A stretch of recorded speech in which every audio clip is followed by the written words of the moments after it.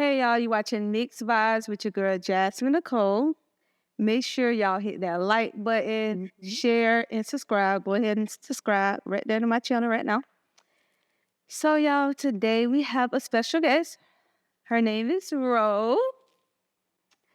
Hi, Ro. How you been doing? Hi, Jess. How are you doing? I'm so glad that you are finally on here because when I used to do my podcast, you used to always comment, show love, Okay. and you strong opinionated. You don't give a fuck. You just like me. But That's you true. worse than me. It's not that bad. You goes the fuck in. But what you live in Atlanta, right? Yes, I live in Atlanta for right now, but I go back and forth to Florida every other week. Oh, because I know you're a realtor, you're a Yes. content creator, Yes. you're a mother, Yes. you're a wife. Yes. Yeah, you have I'm an author. an author, you have a book. Yes, I wrote a book. I wrote a book back in 2022 and it sold over 3,000 copies. No way. It's called When the Black Sheep Becomes the Goat. Wow, so I gotta go check that out. Yes. So why are you here in Fort Myers right now? Right now is because I have a home buyer seminar tomorrow and I'm giving out knowledge to the community of how to get a loan, how to get down payment assistance, how to deal with probates. And I'm also licensed in Florida, so I'm always coming back here to do business. I love that. So you a boss. All day, every day. I love that for you. Okay, and what is your ethnicity? I am full-blooded Haitian. My parents are from Haiti, and I was born in the island of St. Martin on the French side. Wow. So tell us about growing up as a Haitian, Ooh. as a kid. As a kid, living in a Haitian household is very strict. I grew up under my mother being a Jehovah's Witness, so we didn't celebrate any holidays. Growing up in the island, we did not have any electricity. We had candles. We didn't have running water. We had wells. So it was a very humble beginning where we was running around barefooted every day. We lived up in a village in a dirt road. The real trenches. Real trenches. So when people say they from the hood, I'm like, well, I'm from the jungle. So I know back then, because Haitians are like well respected now. Yes. But I know back then Haitians used to be like get picked on and it used to be mean and trust me, I know all about it. So did you experience that as growing up as a kid? Absolutely. Especially when I came down here, I didn't know how to speak proper English. So it's when you speak that language, it's like, oh, you eat cat and dogs. Oh, African booty scratcher. Oh, they smell, Haitian smell because Haitian food has this strong smell that engulfs the house. So they always went to school. People's like, oh, you smell dirty or you eat cat and dog. Is it the seasoning that Haitians use? Yes, it's the seasoning that they use. Okay. It's great seasoning. It's healthy. It's just people were very ignorant back then. And a lot of Haitian kids had to say, no, I'm not Haitian, I'm French. Like, yes, that's like true. that. Yes. Oh, okay. Like, first of all, you ain't never been to France. Talking about you French. But a lot of kids had to do that so they wouldn't get bullied when they were younger. But now I see now like Haitians, they have came so long, like a long way. Right. Everybody wants to be a Everybody want to be one or date one or marry one. So it's just, it has changed. Definitely has changed. Absolutely. I always wanted to ask somebody like, how was it for them growing up? Because I used to see it when I used to be in school or, and you know what? I want to know what race used to talk about Haitians the most? And don't sugarcoat it. What race? So when I grew up, I got picked on the most by Black kids all the time. And that's who bullied me the most. That's the one who called me names. That's the one who's tried to make me feel like I was less than. So it wasn't white people. It definitely was. It was your own brown people. It was my own brown. Like we looked just alike, but it was the ones that looked like me that hated me. That felt like they hated me the most. That's so sad. And you know what? I'm thinking about a post you made on Facebook. I don't know verbatim exactly what you said, but you said you feel like Black people can be racist. Yes. And people argued you down. Like I was on those. They was at my neck. They was on her back. And when I first read it, I was like, I don't think Black people can be racist. But I'm open-minded too. So I was like, why is she saying this? So I went to the comments and I saw you, saying why. And I was like, okay, it makes sense. And I did my own research. So exactly why do you think Black people can be racist?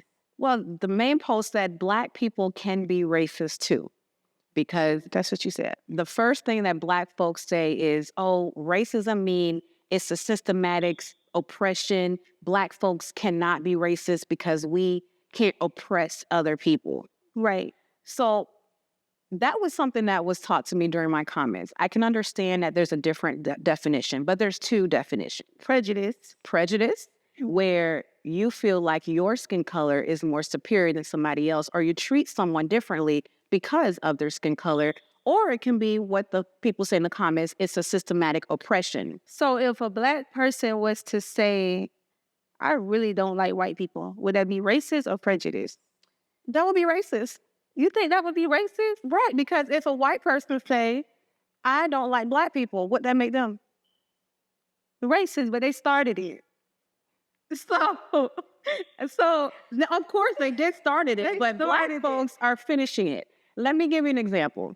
The biggest thing people say is, oh, Black people can't be racist because we don't have the power to keep other races down. Let me tell you how that's not true. I had so many people write me in my DMs where they went to a job, got an interview. They got interviewed by 3 managers. They got it. Then they had to go to a higher up, which was a Black woman, and she did not get the job. So then she went back and looked at the board to see what everybody looked like. And that lady was the only person that looked as her color.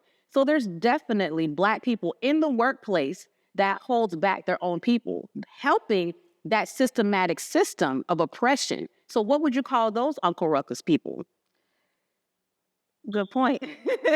I've never thought about it like that. I just know in my mind, if you prejudice, it's more so like a personal thing. Like if you be like, I don't like white people because it is. But racism always to me was, like you said, power. Like if a person has power, and Black people have power to a certain extent. You know what I mean? Like we don't have a lot of power, like at a big, wide range. Right. Most of the time it's white people that have the power. You know what I'm saying? Where people get misconstrued, because racism does not mean power. It means you feel superior to someone or you're trying to oppress another race. There are definitely a lot of people that look like us that is not for us. So you trying to climb up the ladder? Oh no, what the fuck you think you're going? Drag you down. I want to be the only one that looks like me in here. That is, if a white person did that, it's the same thing. You're holding me back only because I'm Black. That's the only reason why you're holding me from getting a job. That's the only reason why you're going to write me faster than anybody else that's white. That's the only reason why you're harder on me in the workplace than the other white colleagues, because you want to please massa. So who are you supposed to be? You racist too, bitch. You might be right. You know, you might be right. I've never thought about it like that. But I also have worked under Black managers, and they be the worst. It be to their own people. Yes. Like, yes. They will get rid of us before they get rid of them. Oh, absolutely. And I don't know what it is. It's mostly Black women. I'm not saying all Black women who are Mostly managers, is, though. but most of Black women that is in position of power or a manager, they will hold you back more first before the white manager do. And you're thinking that, oh, you're going to give me grace because you my sister. You know, That's what I would think. Like, no, I see one of us in there. No, one of us, them like, let that bitch do one thing wrong. She out of here. She out of here. That's, man. So when people say, oh, Black people can't be racist, Black people can be anything in the world that they want to. They're the most powerful people on the earth. They can make a black, white, yellow, magenta baby. They can. But they can be everything else, but they can't be racist. My question is, when you were getting picked on when you was a kid by Black people, right, was that considered racist? I consider it racist because you're only picking on me because my race is Haitian. Interesting. You see how that is? Because it's a different perspective where people who grew up here in America that was born and raised, you know, they don't feel it because they have the community, because first of all, everybody is cousins. So of course you're not going to feel it. So you right? grew up with you my cousin. So if I'm coming here from another country, didn't know not a lick of English, and I'm coming to have an experience for the first time at the age of 8. So when I go to elementary, middle school, high school, well, it stopped at high school because bitch, he was ready to fight. I was like, they can send me back at this point. because ain't nobody gonna be bullying me. Hell no. So the thing to me is, growing up, I had the most worst experience of being belittled, bullied, talked about, made fun of by women that look like me. And I'm not saying it's like all Black folks. It's never It's all not. that. It's never all no race. But right. for us as Black people to not acknowledge that the same thing that we blame these white folks, that we can also be the same way. And so we can take accountability for that. There's no way of changing our character. We want them to start treating us a certain way, but we can't stop treating ourselves a certain way.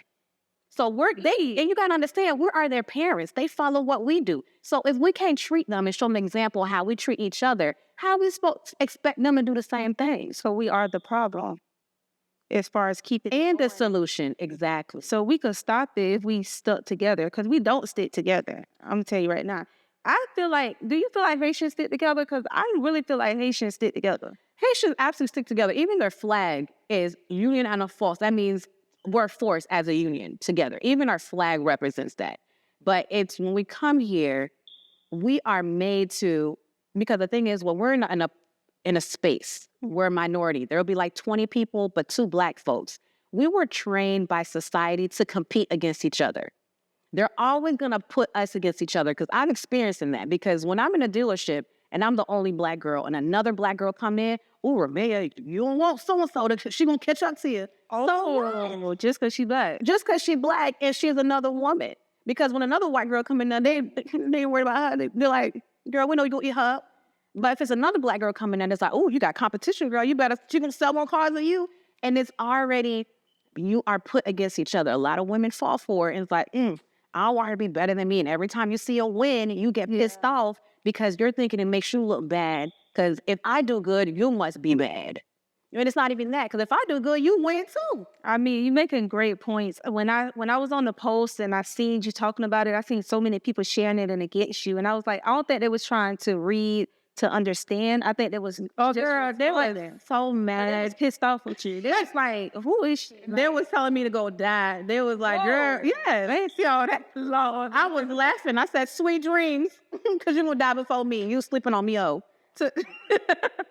To go die is crazy. But, I always like how you stand on it. Yes. You know what I mean? Like, and I said what I said. When you say what you say, you stand on it. And I saw you make a post after that. Like, look, this is what I said. Right. I stand by it, and this is what I mean. This is why I said it. And you was able to explain it. That's why at first when I read it, I was like, but this can't be right. What the fuck is she talking about? But then as I started, I was like, I don't know. So I was like, I want to ask you in person so you can break it down to me and explain it to me. Because I had a conversation with Turk about it. And Turk was like, yeah, we can be racist.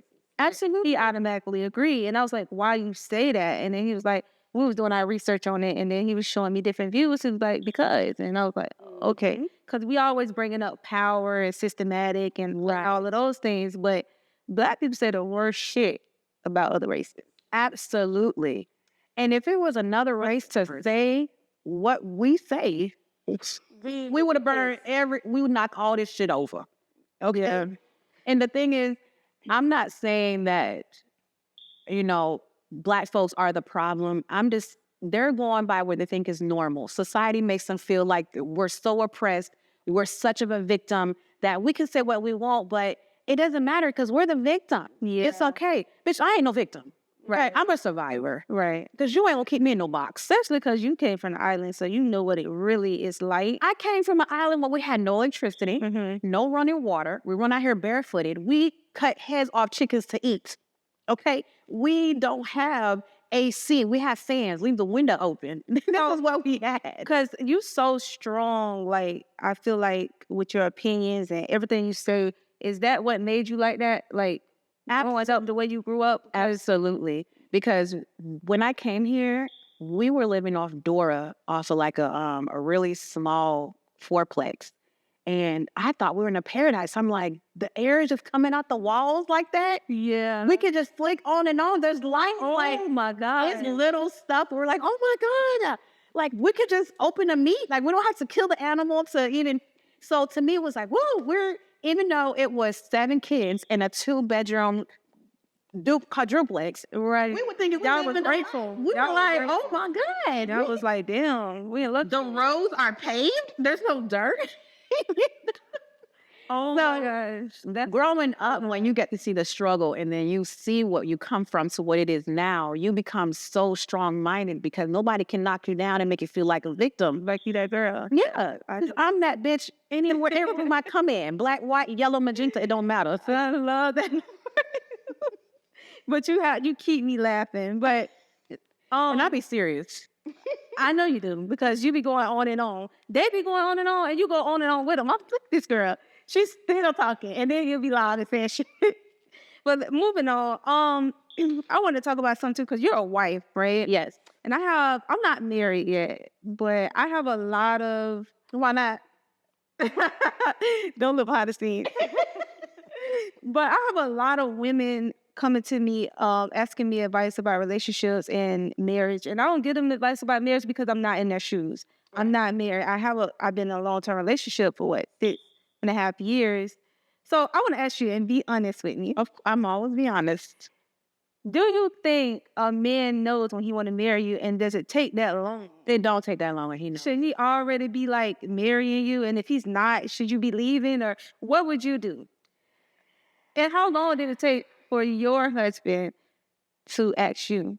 And how long have you been married? I know it's a lot of questions. Okay, so we've been together for 11 years. We've been married for 9. Next year will be 10 years that we've married.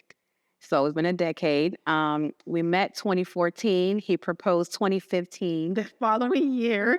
And we got married the next year, 2016. Okay. So the thing that I tell women is that men are very simple creatures. They're not complex like women. They're not thinking A, B, C, and D. They're not doing no calculus or geometry when it comes to math. Right. It's 2 + 2 = 4 and hit the dough. They're going to do it. That's it. So when he sees the woman that he wants and he knows off rip that's his wife, it don't take him that long. If it's taking him that long, it's because you are a placeholder. He's trying to see if there's something better that's going to come along. And if not, well, she's already a good woman. I might as well just settle with her. What do you think about women who are in a relationship with a man that long, but they're having issues? Like it's good and it's bad and it's good. You know, y'all not always just in a straight line. You know what I mean? Like no relationship is in a straight line. Because even when you get married, it'll never be a straight line. Never. Right? So it's really no excuse. No, it's never no excuse. Mm-hmm. When guys say, oh, we're on bad terms. When you're married, you have bad terms. Hell, this time you're not gonna like the nigga. Right. You be like, I don't like him. I can't stand him. Ew, don't touch me. And then the next morning it's like, oh, that's my babe. I love him. Yeah. But in marriage, it's not easy. It's hard work. Yeah. And it's 2 people working together knowing, okay, I want to be together. Let's fight the problem together. It's not me versus you. It's us versus the problem. So do you regret getting married so early, or you think it was just like perfect timing, or everything happens for a reason? I think it was perfect timing because if I didn't get married, I was probably going to end up being a man-eater. Woo, she was going to be for the street if she wasn't married. Okay. Well, I've always, like, I see that then, you know, people stay married for years, and I mean years. They through thick and thin. Mm-hmm. Why marriages ain't lasting now? Like, why so many people getting divorced? Are they not trying to stick through it? Or like, what's the issue? Because of social media and instant gratification. So what a lot of couples do, they're comparing their lives to people who put shit on the internet that looks like they're happy. That's fake. And they feel like, damn, I'm missing out. I'm not getting that love. Why you can't do for her like Jerron did for da-da-da-da-da? Right. And then you're comparing yourself against somebody else. And that man will never be good enough because you have put a box of what he's supposed to be. And even though he checked all 3 corners, because that one corner is not checked, oh, he ain't the nigga for me. Oh, he ain't this. And we had in a society where women feel like if a nigga don't bark like a dog, get on his knees and do that X, Y, Z, he's not for me. Yeah. And that's not realistic. It's not realistic. Or what about the men with social media? You know what I'm saying? Because they have access to so much shit. Bitches half naked. Like, they can see. Social media basically allows them to see so much. Is that a reason why they are easier to go cheat? And because they can see things and they can get in people's inbox. They don't, you know, women posting all type of shit. Men who cheat are insecure men.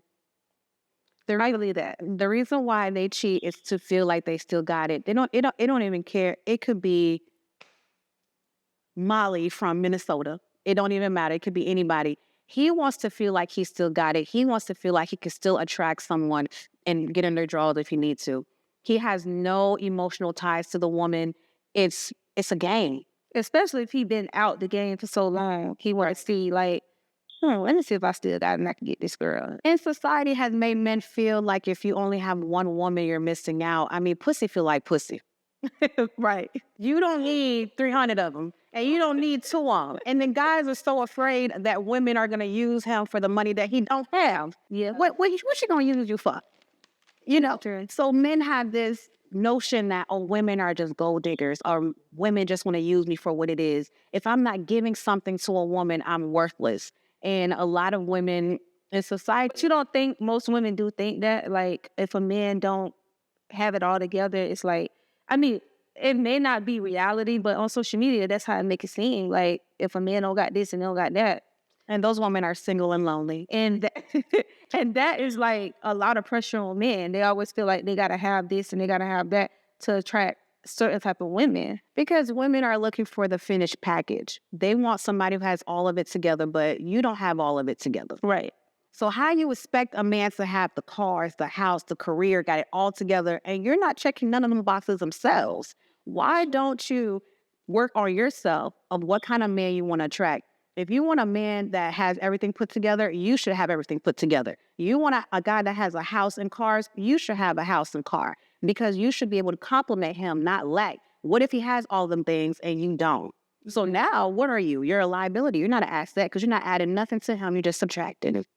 That's real talking shit, girl, but clock that T. Clock that T, baby. So I feel like social media may be the problem to a lot of shit. And I be telling people all the time, like when they be asking my advice, I be like, your story's not mine. Right. It's hard to give you advice because I'm not in that house. And most of the time, it's one-sided. Right. If you coming to me about, oh, he doing this and he doing that, but I did this, I need to hear his side. Exactly. And then I'll be able to tell you, you know what I'm saying? And I probably still can't tell you because everybody's different. That's just like the talk of 50-50. Right. I hate it so much. I hate that talk. Oh, my goodness. Because if people really understood a relationship, like I said, I'm not married, but you know nothing's really 50-50. No, and it shouldn't be 50-50. It should be 100-100. Because I don't want to give me no half-ass job. I want you to give me your full potential and offer me everything, so I'm going to offer you everything. You want me to change my whole last name, my identity, Right? everything that I know about myself, for you to give me half, 50? If you don't get the 50, get the fuck off. It's 100. Because when you're in a relationship, it's a teamwork makes the dream work. It's going to be times that he fall hard, that he can't do the 100. Maybe he can do 20%. That's when you got to pull up and do the 80%. Yes. Like I said before, it's work. Both of y'all want to work it out to be together. If you're thinking like, oh, a man's supposed to do this and a man's supposed to do that, you're putting limitations. You're putting boxes on someone that's not how life is. So you feel like marriage is worth it? Oh, absolutely. I would never get married. I don't think marriage is worth it. But me and my brain, I still like, man, I want to be a wife. I love being a wife because my husband's my best friend and I trust him with everything and he allows me to be who I am. But if this marriage didn't work, I wouldn't get married no more. Really? Oh, what? Hell no. You would put that work in no more. No. So you said you trust him with everything. So I've always said, I don't know if you agree. Tell me if you agree that you can trust somebody, but do you put anything past them? Oh, I don't put nothing past him. Nobody. Right? Nobody. No fucking body. No right? fucking body. Nobody. Okay. I don't put nothing past nobody. Because you just don't know what people are capable of. Right. What they people capable of anything. You just don't know. Exactly. I would never say, oh, my husband would never cheat. I just know he hasn't cheated. Right. But to say that he never will, well, I would never say. You don't know. You never know. You just never know what nobody's going to do. Because when people end up doing things, you're never looking at them like, oh, I saw it in him. He did that. It's always, oh, I never thought right. he would. Oh my gosh. Yeah. Because when somebody's by themselves and there's nobody around, you have no idea what that person's capable of. Exactly. What they're doing. You really don't. No. Especially in the phones. You know, child, you have no idea. So do you think love is enough? Hell no. What is it? What is it? Like, because I always said love can't be enough. You got to like your partner. I don't want somebody to love me, because if you love me, you can kill me. Love, people who has hurt other people has loved that person. I want you to respect me, because if you respect somebody, everything you do is to make sure that I'm not disrespected. And that's real love. When somebody come up to you and a woman be like, oh, what's up, daddy? Respect is, nah, I'm good. I'm married. Thank you. Because you're respecting your wife. You can love your wife and still be like, okay, what's up, shawty? You want to get my number? You can still fuck another bitch and love me. Keep the love, give me the respect, because the respect is always going to turn into love. But love don't always turn into respect. Drop them gems, right? Drop them gems. And I have one more thing, girl. I saw you talking about how you feel like single men respect a woman that's married. Yes. Versus single women don't respect a married man's marriage. That's a thing? That's a big thing, because when I was working at the dealership, all of my colleagues were married, and women came in there. They're like, oh, I'm married. They're like, okay, what they got to do with me? I don't care. I like a married man. That means he's less maintenance. They don't care, especially in Atlanta, because they're outnumbered. Oh, yeah. Because even the guys that's there, a lot of them are gay, so they don't have a lot to pick from. But a single man, I'm not saying not all of them, because some don't care. They will talk to a wife, but they're not messing with another man's wife. They know they're not trying to die.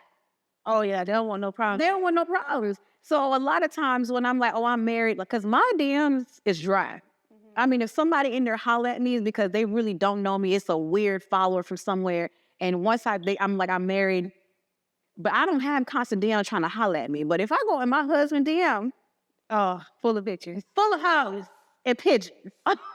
They want to be, what's up, brother? He don't got no sister. Stop. So, and that's true. Single women do not respect marriage like men do. Crazy. Women are the fucking problem. They are. Because men cheat because women are accessible to them to cheat. Exactly. If they said no, then they wouldn't cheat. Right? Exactly. That's the solution. I mean, the men is a problem too, because why the hell are you going over there talking to that girl anyways? So, I mean, why you can't hold yourself? You don't have self-worth, So we can still believe in love, y'all. Basically, that's what she's saying to all my viewers. Absolutely believe in love, for sure. Believe in marriage. I mean, somebody else's marriage is not going to be your marriage. Everybody's different. So let's not give up on love. Don't give up on love, but don't give up on your standards either. If you say you don't want a nigga that don't cheat, and you know that nigga cheated and you still stayed, what's up with that? You made your bed. You're showing people how to treat you. So if you allow him to stay, you showing him like, oh, okay, I see how I can do it now. And you're stand on it. Yeah. So give us one thing that's important if you're a first-time buyer, like somebody that's looking to buy a house. The most important thing is get your credit up. That's the first thing, because even if you don't have money to save for a down payment or your closing costs, we can get you that. Right. But if you got that credit right, that opens the doors to everything else. Down payment assistance, getting approved and everything. And you really only have to be at least 580. And it don't take that hard. Okay. So credit is money. Credit is money. All right, y'all. So thank you for coming through, girl. Thank you so much. I had fun. That's perfect. We should do this a lot more often. Was there any questions anybody asked? All right, y'all. Thank you for watching Mixed Vibes. Like I said, make sure y'all like, subscribe, and follow.